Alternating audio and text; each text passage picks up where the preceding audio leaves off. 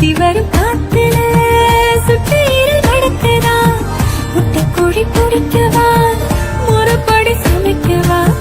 எலும்புக கடுக்கையில் என்ன கொஞ்சம் நினைக்கவா மஞ்சோறு